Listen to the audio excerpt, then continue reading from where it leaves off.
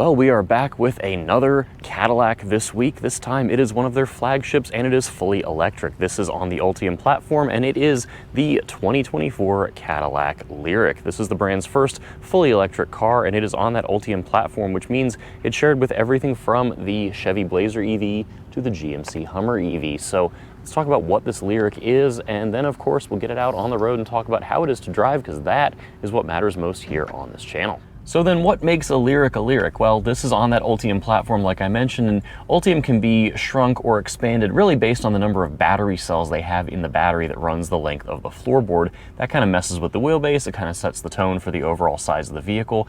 And this is going to be sort of on the bigger end of medium sized for this platform. So it's not as big as a Hummer EV, of course, but there are going to be other vehicles on Ultium that are smaller than this as well, including future Cadillacs that are coming down the road. So this is a large 5-passenger crossover. It's got plenty of space in the second row, and then it's got plenty of space in the cargo area, but you've got a 102 kilowatt hour battery pack that Cadillac says is good for about 307 miles in this Lyriq. Now, this is going to be a dual motor car, so you've got one motor per axle, and those are good combined for 500 horsepower and 450 pound-feet of torque. Not slow, at least not on paper. Now, we'll talk about that in just a second when we drive it, but a few more things to talk through. This one being a sport trim, so this is a Sport 3. It's a fully loaded sport trim level. There's also the premium luxury trim, and I think the basic one is called the Touring, but this one is a sport. Now that's going to be more of a visuals thing than anything. You'll notice the black wheels, the black accents, there's kind of a unique grille design going on up front here, but it is going to be a visuals package more than anything. You don't get different damping rates, you don't get adjustable dampers, you do get unique wheels that are totally blacked out if you really like that, but the brakes are the same, the tires are the same, it's truly just a visuals package. Cadillac's not saying this is a V car, they're not saying it's a performance model, so it's really just for the different look. If you don't like this one being all blacked out like mine is, then you've got a lot of different options. They have some really great paint colors. They've got some really nice interior colors. This one is unfortunately a little basic, at least to me, but some of you might love that. Let me show you the rest of this interior because it is indeed quite nice, and then we'll get on the road and see how it is to drive. So let's hop in this interior. Before we do, you'll notice the blue stripe on the seats. That is part of the sport trim, and it is indeed something. I don't know if I'd call it sporty, but it is something that is going on right there. Now let's go ahead and hop in and make this thing stop chiming at me.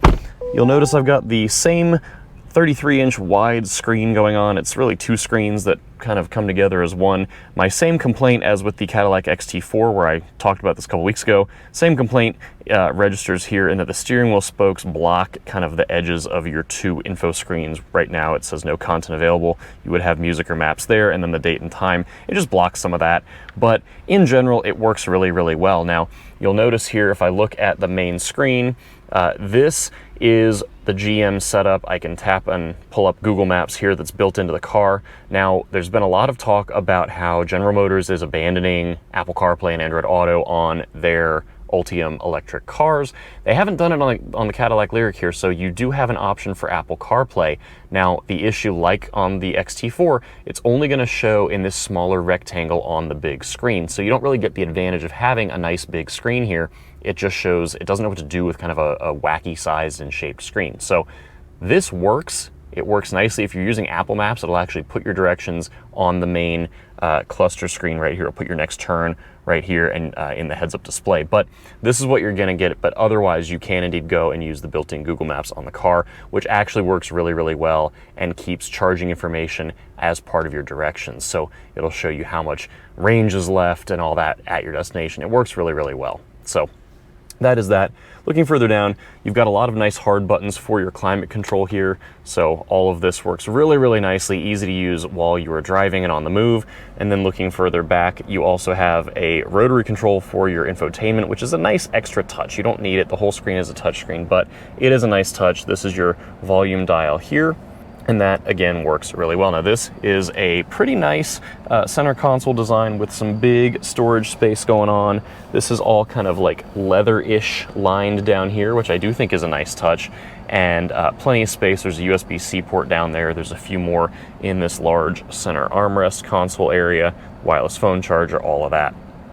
And then looking over at the steering wheel, a couple things I mentioned if you're driving, because you don't always have to be doing the driving. There is the Super Cruise option on this car. So you do have true hands-free driving. There is this little guy right here that keeps an eye out to make sure that your eyes are looking straight ahead at the road. this is the best system on the market. It works very, very, very well, and nothing else comes close. It's got LiDAR mapped roads. It's got 500,000 miles of roads or something, but it's plenty of miles. It works so well, and very, very impressive. Now the buttons on the rest of the steering wheel, these are real buttons and clicky switches here for your cruise control on this side, your media on this side, and then these are a little more haptic-y, but they do work okay. They're not my favorite, but they do work all right.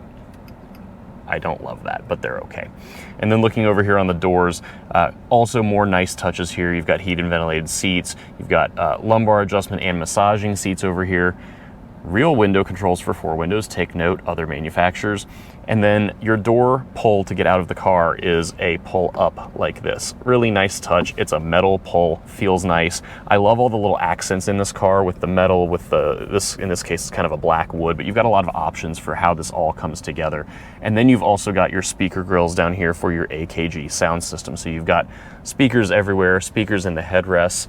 You can see them right here. It's a pretty good sound system. I wouldn't say it's the best thing I've ever heard, but I do like it quite a bit. And then of course above me I've got a nice big panoramic sunroof, so it's a really nice interior. Even with this being all black, I think it is pretty airy in here. I would pick something else. They have a really nice kind of cream white color, almost looks like the color of my shirt, and then they've got kind of a dark coffee brown, caramel brown color. So you've got options. They've got some beautiful paint colors to pair with all of it, but we're not here to talk about all the different colorways and designs because plenty of other people do that and do it better than me and are smarter about it than me. I want to talk about how this whole thing drives.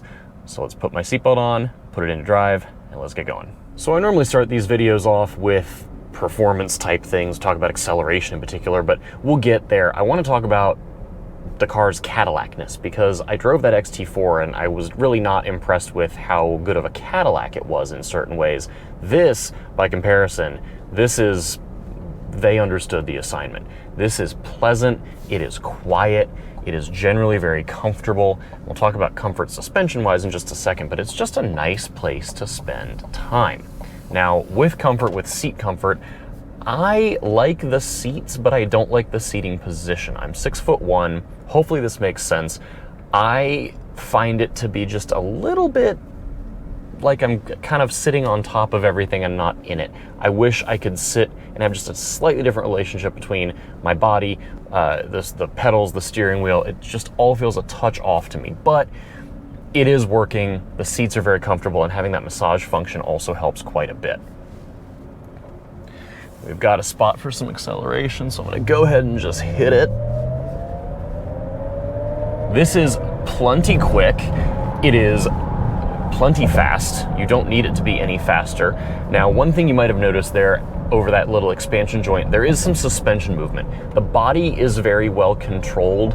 The suspension is very comfortable, but it leans very much on the side of comfort and suppleness and not sport. There's really not a lot of steering feel going on. There's really no sporty suspension feel going on. Cadillac is not trying to make this a sports car, but when you hear, oh, every EV handles so well because the batteries are in the floor, the weight's in the floor, yes, but what you feel there is that you've got the weight in the floor and it wants to do more than it can, but the rest of the suspension tuning and everything, it's just not set up for that. I'm okay with it because this car is very good at the flip side of that coin, which is just being very, very nice. So it is, you know, it's not gonna be a handler. There's just not a lot of steering feel to it at all, but it is, if you ignore all that and just want something to drive around, want something that's pretty nice, this is indeed pretty nice. And then as we're coming up to a stop here, I really have to commend the Cadillac engineers on the regenerative braking and how they've got the brakes all blended together. The regen braking has a few settings if you want one pedal driving or not, but either way, even if you're using the brake pedal and you don't want the regen on, it's still gonna use regen without you really knowing about it, and it's still going to just do it when you push the brake pedal itself, but they've got it blended together perfectly. The blending is great. You never know which brakes are doing all the work, and it slows you down. It feels super, super natural. Once you get used to the one pedal mode, you can use your right foot kind of like operating a rheostat and just make it super easy. And then you do also have a paddle here on the left side of the steering wheel that you can pull no matter what your regen settings are, and it will do the max regen in a very nice, smooth, controlled manner to bring you down and capture as much energy as it can. And then as we're going through more of DC proper here, of course, we've got plenty of little pock marks on our roads. Nothing is perfect, and this city sure is not, but we've got a lot of comfort going on. You know, this is a really nice place to spend time. It's just very serene in here, especially with the windows up. Like I said, it's very quiet. You know, my one really big complaint with this whole car is just the seating position. Otherwise, I really like how it drives. I've driven it on the highway quite a bit. I've used the Super Cruise quite a bit. It just does so well in so many situations. And if you're okay with not having a super sporty vehicle, this is really nice. You're not going to be canyon carving in it. And, you know, there is a complete lack of steering feel. But other than that, it's very pleasant to drive. I really don't have a lot of notes here. The Super Cruise is great. It's a really nice highway cruiser. It's going to err on that side of soft and supple, which is okay. It makes it really nice in a city environment like this, and out on the highway, it's very comfortable. It's very relaxed. And it is, I think, a really nice presentation of what a luxury electric car can be, especially for one that doesn't have adaptive dampers. The fixed rate suspension, you know, can be a little hit or miss when you think about it adapting to every situation, because it doesn't actually adapt, if you will. And so, you know, they picked nice suspension rates. They've got everything really well tuned. It does feel very refined. You know, my two big complaints here are just with how the seat fits for my body, and of course that's different for every body type, and then just the fact that there's no real steering feel. They could dial in a little bit of feel just to give you a little bit more of a notion where the front wheels are mid-turn. But otherwise, very pleasant car. This being on the Ultium platform, it will do fast charging, so we're going to head to a DC fast charger here, get this all juiced up to head back to Cadillac tomorrow.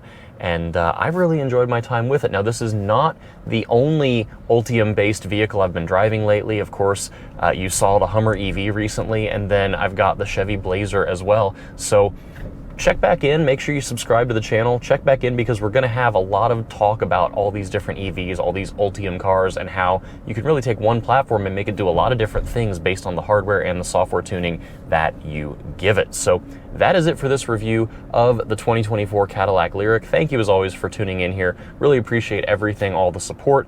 Be sure to like, share, comment, subscribe right here. Give us a follow on Facebook, Instagram, Twitter, all that good stuff. And head over to outmotorsports.com if you'd like to connect with other LGBT automotive enthusiasts and amateur motorsports competitors. We've got a whole gaggle over there that would love to meet you. We'd love to have you out at some events. We've got stuff on the street and on the track this year, and a whole community online on Discord. So that is it for right now. Thank you so much for watching. Please stay safe, be well. See you for the next one.